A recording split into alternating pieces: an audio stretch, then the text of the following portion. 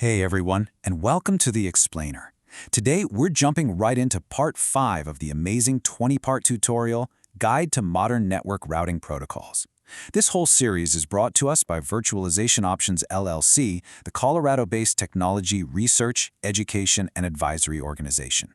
So, today we're locking in exclusively on Chapter 5. We're talking about a protocol that is basically the grandfather of modern networking. Yep, we're talking about RIP, the Routing Information Protocol.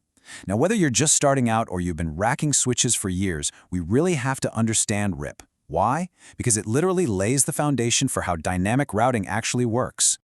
All right, let's look at the agenda really quick. First, we'll meet the RIP protocol. Second, we'll look at hop count, which is the RIP metric. Third, we're covering updates and loop prevention. Fourth, we'll compare the different RIP versions. And finally, number 5, the pros and cons. Let's get to it. Okay, Section 1. Meet the RIP protocol, a distance vector classic. So, the big takeaway here is that RIP is a classic distance vector protocol. It was originally defined way back in RFC 1058 for version 1, and then updated in RFC 2453 for version 2. That makes it one of the absolute oldest routing protocols still humming along on networks today. But what does distance vector actually mean for us as IT pros? Well, it basically means a RIP router doesn't have a big, complete map of the entire network. Not at all. Instead, it relies totally on whatever its directly connected neighbors tell it.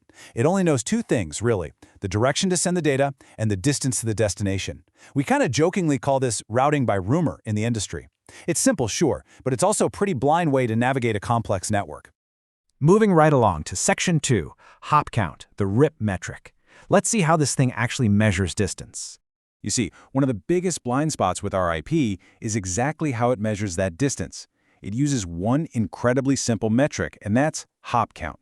It literally just counts the number of routers a packet has to jump through.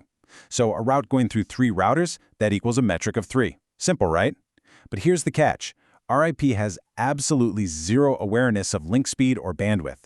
To RIP, 3 10 gigabit per second modern fiber links look exactly identical to 3 ancient, painfully slow 56K dial-up modem links. Crazy, right? To this protocol, a metric of 3 is just a metric of 3. It will happily shove your mission-critical enterprise traffic over a dial-up connection if that path just happens to be 1 router shorter than your blazing fast fiber backbone. And speaking of hops, we have to talk about a hard limitation here. The magic number is 15. In RIP, 15 is the maximum allowed hop count, period. End of story. If a destination is 16 routers away, RIP just tags it with a metric of 16, and 16 is its official designation for unreachable. This isn't just some best practice suggestion, guys. It's a hard, physical ceiling. It completely restricts the actual size and scale of any network you try to build using this protocol. All right, Section 3, updates and loop prevention. Let's talk about safeguarding the network. So, if a router is making all its decisions based purely on rumors from its neighbors, how do those rumors actually spread? Well, RIP routinely floods the network.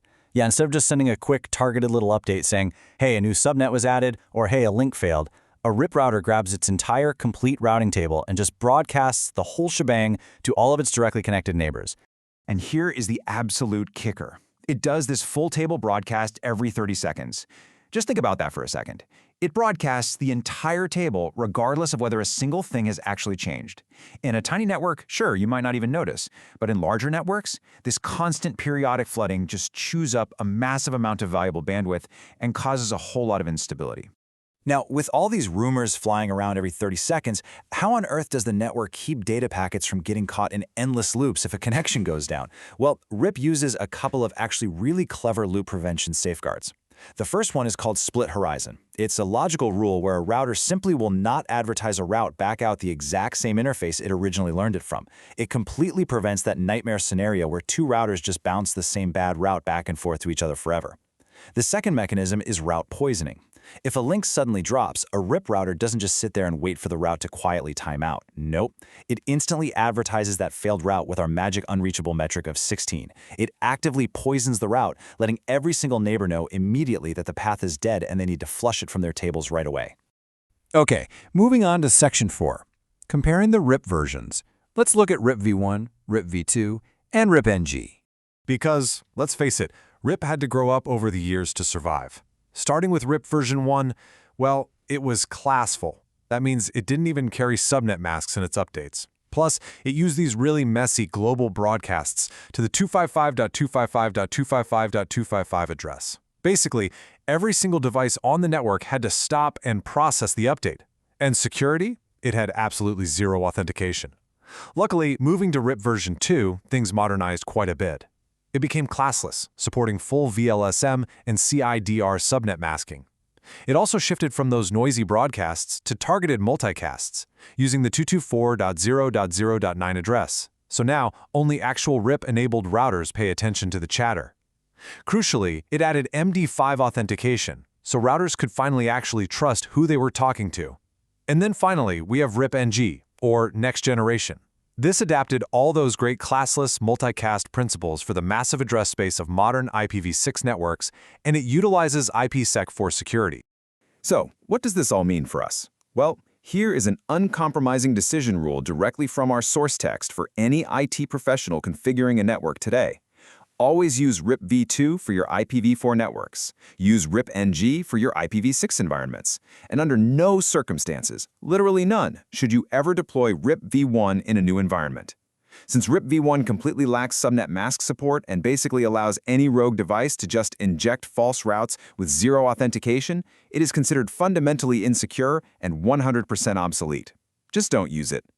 Which brings us to our final section, Section 5. The pros and cons where RIP fits today.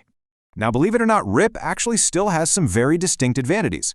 First off, it's universally supported. I mean, whether you're using a brand new top-of-the-line switch or some dusty router from 15 years ago, from pretty much any vendor, it's gonna speak RIP. Second, it has a phenomenally low CPU and memory footprint. So if you're working with highly resource-constrained devices, RIP is definitely not going to tax their processors. And finally, it is incredibly easy to troubleshoot. The routing table is totally human-readable, the metric is just a simple counting of hops, and the logic is super straightforward. It really does thrive in tiny, simple branch office setups. Like think of a 3-router network where you really just want something easy to manage and where simplicity completely outweighs the need for raw speed. But of course, we've got to balance those pros against some really severe limitations. The absolute biggest deal breaker for modern enterprises, it's extremely slow convergence.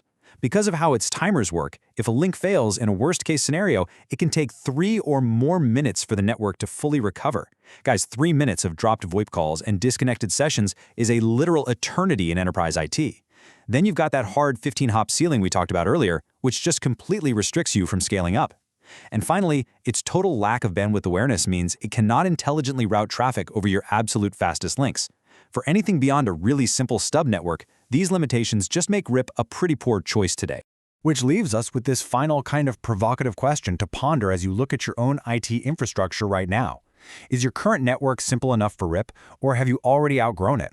Honestly, if you have more than a handful of routers, or if speed and efficiency are at all critical to your business, it might be time to leave the rumors behind and explore some more advanced protocols. Thank you so much for joining me on this explainer covering Chapter 5 of the tutorial from Virtualization Options LLC. Keep learning, keep growing, and I'll see you next time.